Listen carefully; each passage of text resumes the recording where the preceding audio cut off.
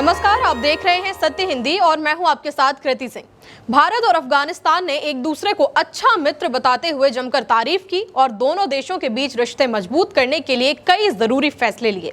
दिल्ली के हैदराबाद हाउस में शुक्रवार को भारत के विदेश मंत्री एस जयशंकर और अफगानिस्तान के विदेश मंत्री आमिर खान मुत्तकी के बीच मुलाकात हुई। इस बैठक में अफगानिस्तान ने साफ कर दिया कि तालिबान भारत को अपना दोस्त मानता है और वो दोस्ती की लाज रखते हुए अपनी धरती पर कभी भारत विरोधी गतिविधियों को इजाजत नहीं देगा।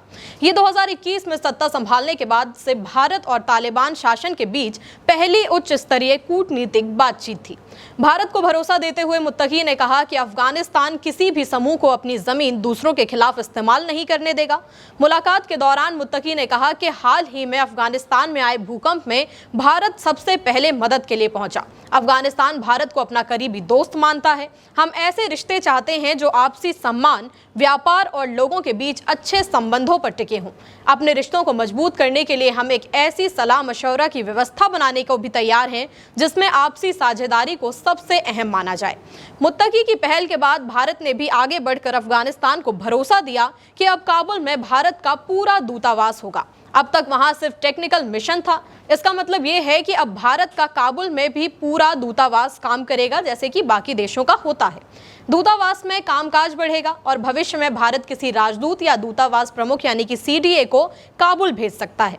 ये फैसला ऐसे वक्त में लिया गया है जब भारत पाकिस्तान के विरोधी माहौल के बीच अफगानिस्तान के साथ अपने पुराने रिश्ते मजबूत कर रहा है। भले ही भारत ने अब तक तालिबान सरकार को आधिकारिक रूप से मान्यता नहीं दी है। असल में सवाल ये है कि भारत को तालिबान से सीधे बात करनी क्यों पड़ी। इसके पीछे 3 बड़े कारण हैं। पहला, आतंकवाद का खतरा।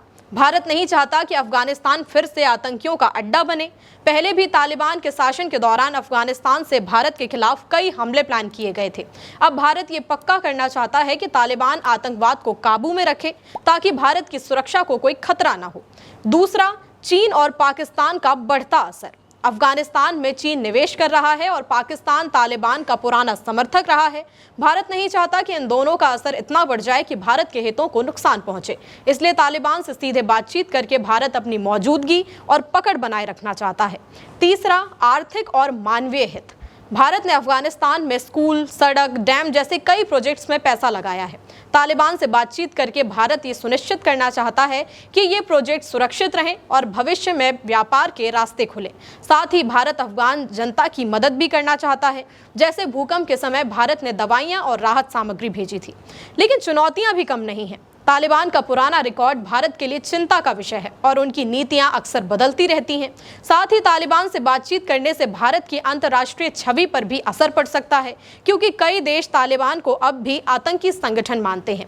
लेकिन फिर भी भारत और अफगानिस्तान के रिश्तों में एक नई उम्मीद नजर आ रही है और भारत सभी चुनौतियों को अलग रखकर अफगानिस्तान के साथ अपने रिश्ते मजबूत करने पर जोर दे रहा है। तो अब बात करते हैं कि इस दौरे से भारत को कौन सा फायदा हो सकता है। मुत्तकी का बयान कि वो भारत के साथ एक साझा तंत्र बनाना चाहते हैं, ये एक अच्छा संकेत है।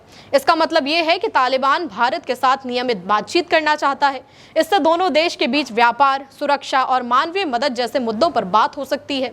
भारत के लिए ये एक मौका है कि वो अफगानिस्तान में अपनी मौजूदगी और भी ज़्यादा मजबूत करे।